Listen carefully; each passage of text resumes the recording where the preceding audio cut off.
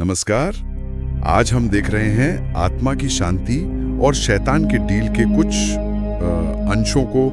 कहानी काफी गहरी और रहस्यमयी लगती है ना? हाँ बिल्कुल। एक किरदार है, शैतान के साथ उसका कोई सौदा है और दुनिया भी उथल पुथल भरी है। जी, तो आज कोशिश करते हैं इन अंशों की परतें खोलने की। देखते हैं कि इनके मुख्य विचार क्या हैं। हाँ चलिए, इन टुकड़ों को जोड़कर देखते हैं क्या तस्वीर बनती है। शुरुआत होती है एक अकेले कार ड्राइवर से। फटे हाल सा है, कंकाल जैसा शरीर, उस पर चमड़े की जैकेट और आंखों में पहचान की एक अजीब सी चमक बताई गई है। वो बस आगे बढ़ रहा है। हाँ, लगातार आगे। और उसकी तलाश क्या है? आत्मा का सुकून। ये तस्वीर ही किरदार के अंदर की उथल पुथल को दिखाती है। मतलब सिर्फ बाहर ही नहीं, अंदर भी जंग चल रही है। सही।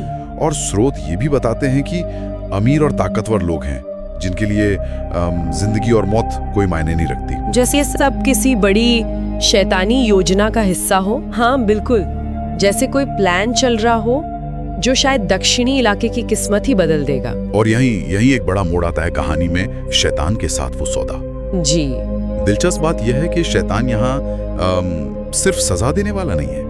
वो उन लोगों को मिटाने आया है जिनके पास दिल नहीं है। ये दिल के बिना लोग, ये थोड़ा सोचने वाला है। और इससे भी ज्यादा हैरान करने वाली बात, स्रोत कहते हैं कि शैतान इस किरदार को खुद राक्षस बनने की ट्रेनिंग दे रहा है। हाँ, ये वाकई अनोखा है। शैतान एक टीचर की तरह। ये क्यों? शायद किरदार को बदलना जरूरी है उस दुनिया में टिके रहने के लिए। हो सकता है। मतलब उसकी पुरानी पहचान काफी नहीं है। और ये दिल के बिना लोग, क्या ये समाज पर कोई टिप्पणी है, जैसे लोग संवेदनहीन हो गए हैं? अच्छा सवाल है। फिर कहानी तेजी से आगे बढ़ती है। स्रोत बताते हैं घाटी में कूदना, गिद्ध जैसे लोग। हाँ, और अपनी पत्नी को पाना जो खुद एक शैतान है। ये क्या है? पता नहीं।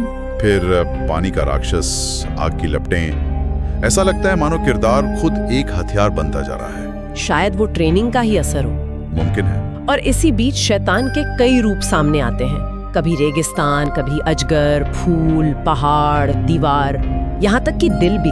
ये रूपक क्या दिखाते हैं? शैतान की ताकत तो है ही, पर शायद ये भी कि संघर्ष कितना भ्रामक है।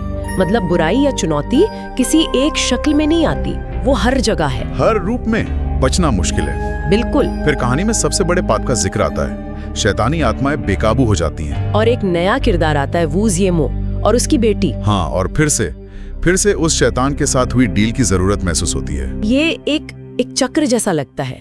संघर्ष, फिर हार, और फिर उसी सौदे की तरफ वापसी, है ना? सही कहा। लेकिन क्या ये सिर्फ दोहराव है या हर बार वो और गहरे फंसता जा रहा है? स्रोत में एक लाइन है, असली रक्षक कोई और निकला।